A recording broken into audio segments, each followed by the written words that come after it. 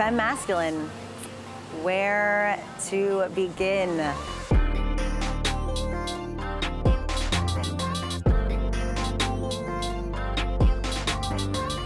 FEMasculine is a project I developed as a way of using the arts, in this case specifically spoken word and movement, to explore the concept of gender norms, gender stereotypes, the pressures that people encounter when it comes to femininity and masculinity, the way that it affects our behavior, the way that it affects the decisions that we make, the way that we express ourselves. The candle in your chest burns an elegant amber. So in my movement arts endeavors, I do a lot of work with partner dances. So Latin dancing has very defined roles of male, female, lead, follower, masculine, feminine. And then even into acro yoga, you have this flyer in the base and graceful, grounded. And you see kind of those roles develop separately, and there's not always a lot of intermingling of men who follow, women who lead, women who base, men who fly. That is so limiting, so limiting. I find it to be a shame that somebody, anybody, male, female, wouldn't pursue something because they think that it will threaten whatever ideals of femininity and masculinity they have in their mind. This isn't just an LGBT movement. Gender norms are much larger than that. It affects everybody. It affects men, it affects women, it affects children, it affects adults.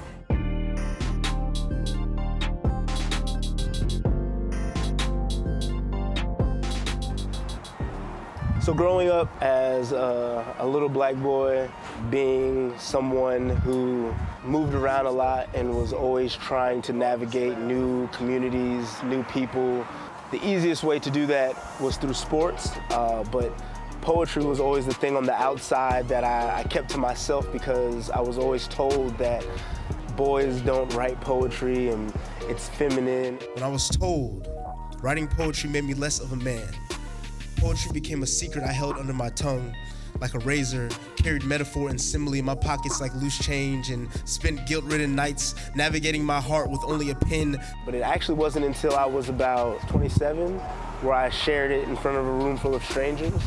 I was at the coffee scene here in Fayetteville, and I was reading out of a book that I had for years, and I literally sweated and shook on stage and like barely got through a poem. But after that, it was just liberating. It was something that I felt like I needed to do and get off my chest, and it felt like this is okay and this is who I am. Awake, does the ability to navigate and express how I feel make me less of a man? Does saying sorry and meaning it make me less of a man? I think I've only learned through poetry that there are numerous ways to be a man, and that women can be masculine but not manly, and that masculine men can also be feminine.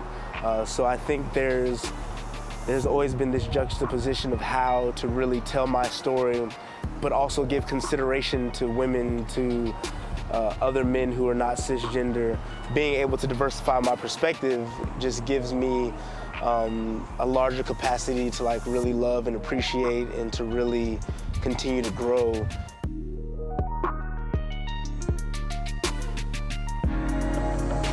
I actually wouldn't want to see gender stereotypes at all. I don't think that anything that a human being does has to resonate, whether you're male or female, one way or the other. So I would like to see gender stereotypes completely broken down.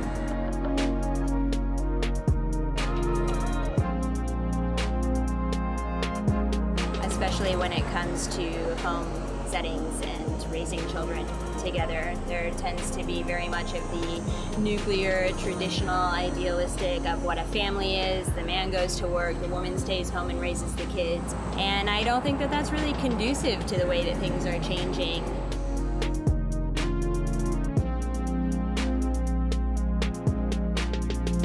One of the things that people that are close to me often don't get is that even though in my casual kind of every day-to-day, I show up, quote, masculine presenting, but like, I love dresses and I love, you know, getting all dolled up and doing the thing. And the idea that that part of me is like some like character that I have to put on in certain settings has been weird to be like, no, like, this is just, these are all the different ways that I show up. And they are all as much me as any other piece. You must thieve lessons on who you are when no one is paying attention. I also think it's weird how, like, in a very like intellectual way, we know to separate sex from gender, from sexuality, but the things that people assume about me. Too soft about the edges to be a boy, so you play house with the rest of them. Learn to love your legs in a dress. Most straight people that I know, when they meet me, they assume that I'm straight. And most queer people that meet me assume that I'm queer because of how I show up in the world. And it's just interesting how like we can like assert our own interpretation of what gender is and what sexuality is and all that onto other people based on something as stupid as like what kind of shirt they have on that day.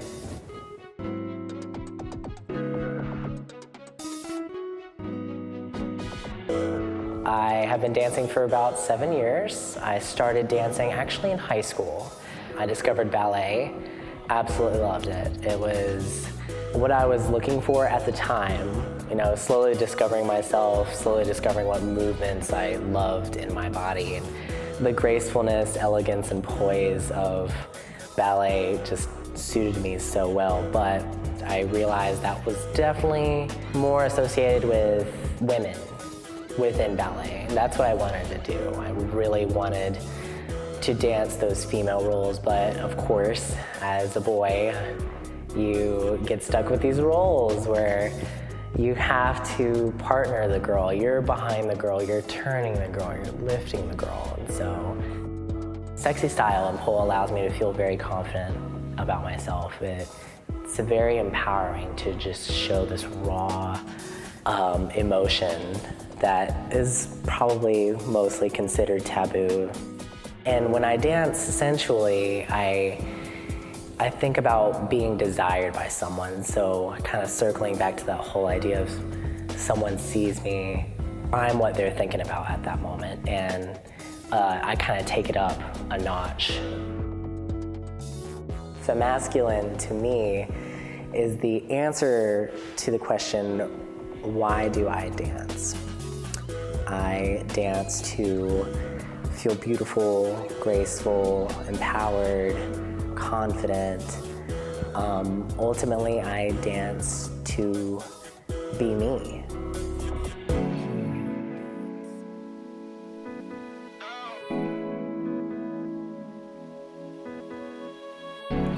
I think that we place too much emphasis on what it is to be a real man and what it is to be a real woman, and I think that that's so unnecessary.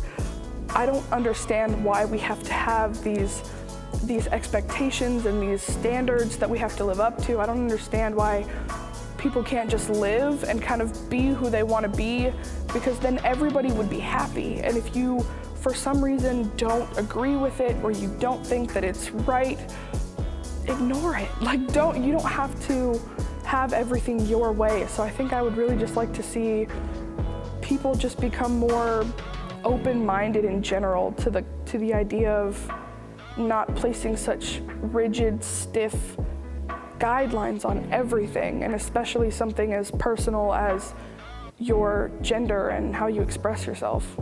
My heart ached at every little physical manifestation of the love between a woman and a man, because I knew I was witnessing something I would never have. You know, there's so much beauty in movement and in dance and in expressing yourself in a way that's something kind of bigger than words and than poetry. So I'm really excited to see how big of an impact that can have.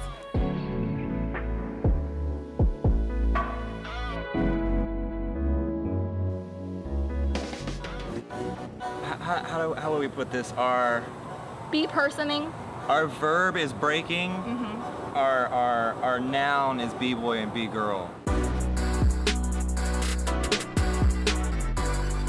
There's definitely a lot more guys. Yeah, it's like 90% guys at least. Like, if you're a girl, you're like the unicorn in the crowd, basically.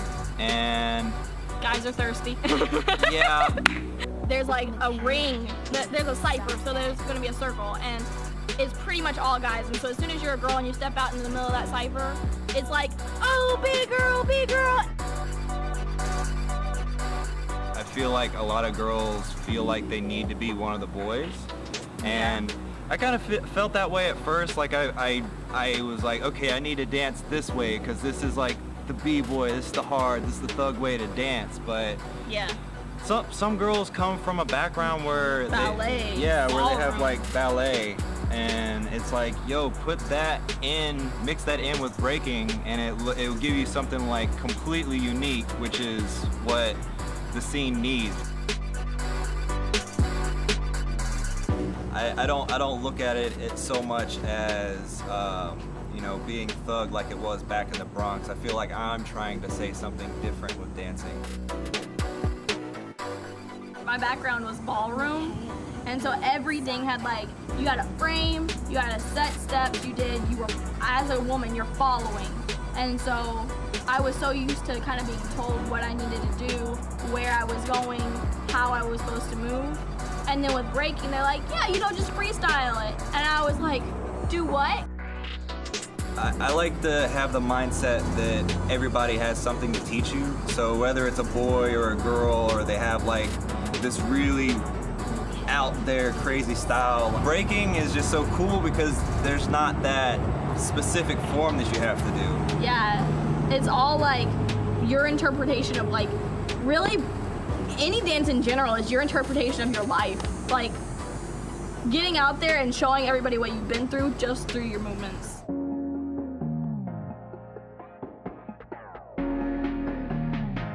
It's definitely, like, poetry has definitely been everything as far as shaping me for the man I would like to become and who I am today. I teach black boys to smile. I know how dangerous that is. But in doing these poems, I learned a lot about myself as far as what masculinity meant for me, because where I'm from, you know, it's not very masculine to stand in front of people, talk about your emotions for one. How can I tell the young men I work with that it's okay to cry when this world is not safe for them, whether they show emotions or not? I tell them, I know what it means to wear a mask.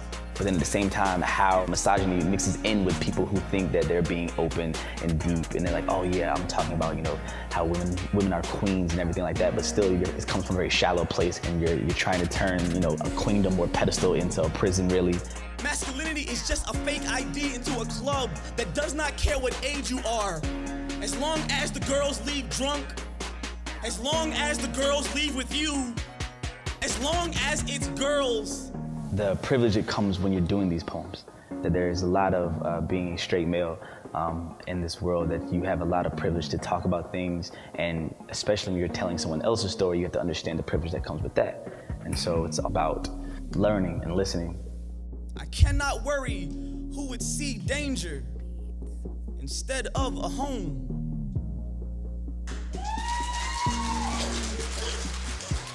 If there's one thing I could say, kind of a grand takeaway from this whole project, is that I hope it will make people more comfortable just having a conversation, listening to somebody's stories, sharing their own experiences. Every single day is a chance to be a part of something bigger than myself, and there are so many ways to make myself uncomfortable, and I want to do all of them, and because there's no other way to feel the new things that life has to offer us. So this concept did not begin with us, and it certainly is not ending with us. FEMasculine is but a means to continue the conversation, and this is our contribution to this movement.